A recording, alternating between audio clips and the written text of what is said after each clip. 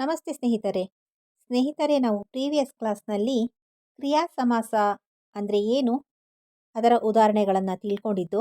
ನಾವೀ ದಿನ ಸಮಾಸದಲ್ಲಿ 8ನೆಯ ಹಾಗೂ ಕೊನೆಯ ವಿಧವಾದಂತಹ ಗಮಕ ಸಮಾಸ ಅಂದರೆ ಏನು, ಇದರ ಉದಾಹರಣೆಗಳು ಯಾವ್ಯಾವುದು ಅನ್ನೋದನ್ನು ನಾವೀ ದಿನ ಈ ವಿಡಿಯೋದಲ್ಲಿ ತಿಳ್ಕೊಳ್ಳೋಣ.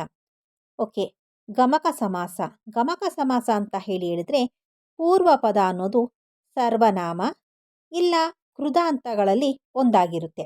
ಓಕೆ, ಪೂರ್ವ ಪದ ಅನ್ನೋದು ಸರ್ವನಾಮ ಇಲ್ಲ ಕೃದಾಂತವಾಗಿ ಇರುತ್ತೆ.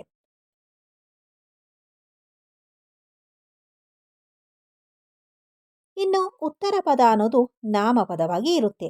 ಇದನ್ನ ಗಮಕ ಸಮಾಸ ಅಂತ ಹೇಳಿ ಕರೀತಾರೆ. ಓಕೆ, ಗಮಕ ಸಮಾಸ ಅಂದರೆ ಪೂರ್ವ ಪದ ಸರ್ವನಾಮ ಇಲ್ಲ ಕೃದಾಂತ ಆಗಿರುತ್ತೆ, ಉತ್ತರ ಪದ ಅನ್ನೋದು ನಾಮಪದವಾಗಿರುತ್ತೆ. ಇದನ್ನು ಗಮಕ ಸಮಾಸ ಅಂತ ಹೇಳಿ ಕರೀತಾರೆ. ಉದಾಹರಣೆಯನ್ನ ನೋಡೋಣ.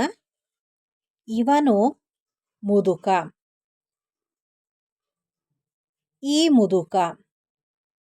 ಇವನು ಮುದುಕ, ಈ ಮುದುಕ.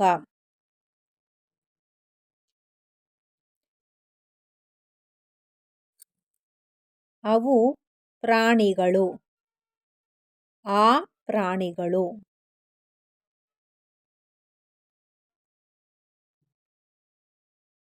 ಮಾಡಿದುದು ಅಡುಗೆ, ಮಾಡಿದ ಅಡುಗೆ.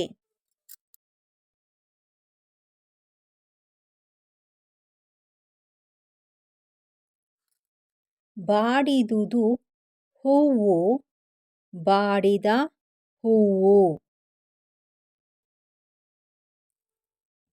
ಉಡುವುದು ದಾರ, ಉಡುದಾರ.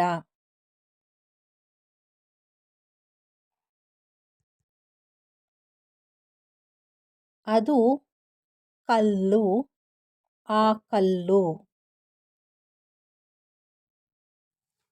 ಇದು ನಾಯಿ, ಈ ನಾಯಿ.